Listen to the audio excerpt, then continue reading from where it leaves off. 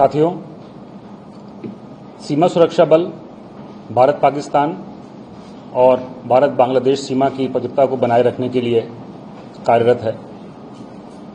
अगर मैं भारत पाकिस्तान सीमा की बात करता हूं तो जम्मू कश्मीर की बर्फीली चोटियों से लेकर के हमारे गुजरात के क्रीक एरिया तक पूरे का पूरा जिम्मेदारी का इलाका बीएसएफ का है।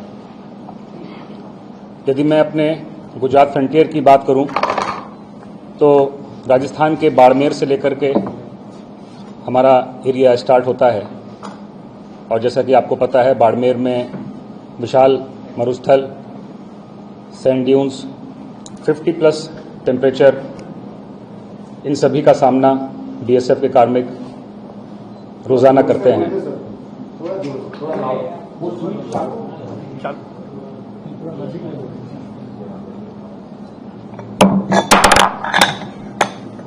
गुजरात में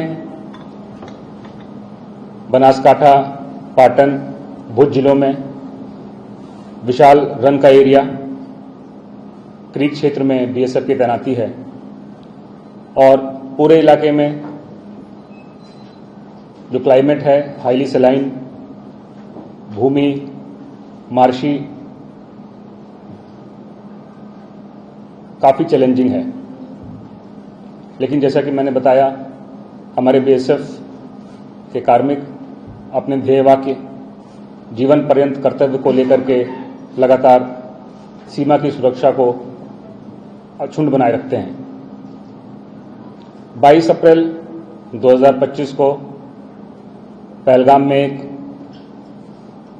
दुर्दांत आतंकवादी हमला हुआ और इस हमले के बाद समस्त भारतवासियों में पाकिस्तान द्वारा पोषित आतंकवादियों के खिलाफ में घोर रोष व्याप्त था।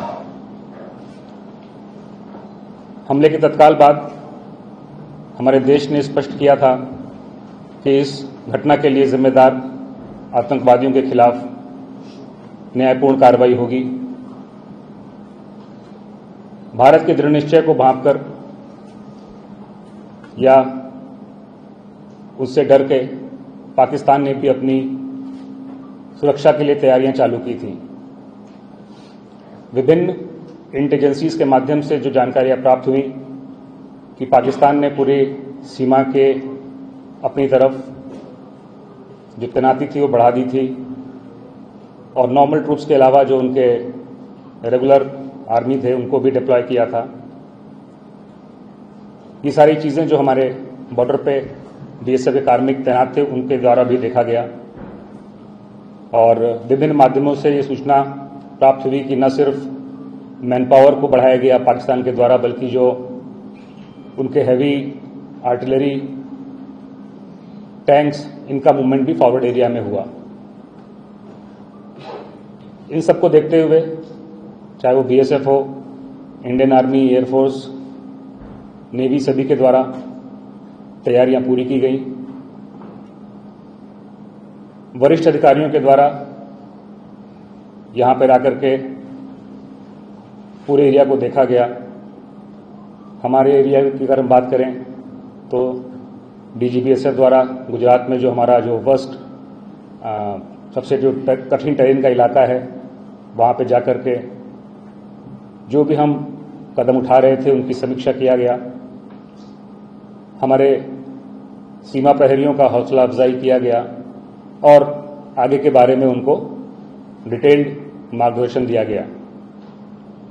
सेम कार्रवाई बाकी अन्य अधिकारियों के द्वारा भी की गई और अन्य फोर्सेस के द्वारा भी की गई। जैसा कि आपको पता है कि इंडियन डिफेंस फोर्सेस के द्वारा 7 मई को पाकिस्तान में मौजूद अनेक आतंकी ठिकानों को बर्बाद किया गया, जिसमें बहुत बड़ी संख्या में आतंकवादी मारे भी गए। लेकिन भारत की कार्रवाई से स्पष्ट था कि इंडियन फोर्सेस ने किसी भी सैन्य ठिकाने अथवा सिविलियंस को टारगेट नहीं किया, बल्कि सिर्फ आतंकी ठिकानों को टारगेट किया गया था। हम सभी फोर्सेस को अंदेशा था कि पाकिस्तान बौखलाहट में कोई कदम उठा सकता है और हमारे सिविलियंस को भी टारगेट कर सकता है। तो सभी फोर्सेस ने उसके लिए तैयारियां किया, डिस्ट्रिक्ट एडमिनिस्ट्रेशन स्टेट के साथ कोऑर्डिनेट करके और विशेषकर जो आम जनता थी उनके साथ में कोऑर्डिनेट करके। 8 मई के बाद पाकिस्तान के द्वारा बड़ी संख्या में मिसाइल्स और ड्रोन के द्वारा अटैक किया गया, बट हमारी फोर्सेस के जो एयर डिफेंस सिस्टम थे उनका बहुत बेहतर प्रदर्शन रहा और कोई भी क्षति हमें नहीं हुई। इस पूरे के पूरे दौरान अगर मैं सिर्फ गुजरात फ्रंटियर की बात करूं तो 500 से अधिक ड्रोन्स पाकिस्तान के द्वारा हमारे सीमाओं के अंदर भेजे गए, लेकिन जो भी सिस्टम डिफेंस फोर्सेस ने डिवाइस कर रखा था उसका नतीजा यही हुआ कि इन सारे हमलों में ना किसी सुरक्षा बल की हानि हुई और ना ही हमारे किसी सिविलियन की हानि हुई। इस पूरे अभियान के दौरान हमारे जो लोग किसी पारिवारिक कार्य से, व्यक्तिगत कार्य से सीमा पर मौजूद नहीं थे, छुट्टी पर थे या कहीं और थे, जैसे ही उनको पता चला कि बॉर्डर पे सिचुएशन टेंस्ड है तो बिना कोई क्षण गंवाए उन सभी लोगों ने अपने व्यक्तिगत जो दायित्व थे उनको दरकिनार करते हुए तत्काल देश सेवा के लिए अपने बॉर्डर पर उपस्थित हुए।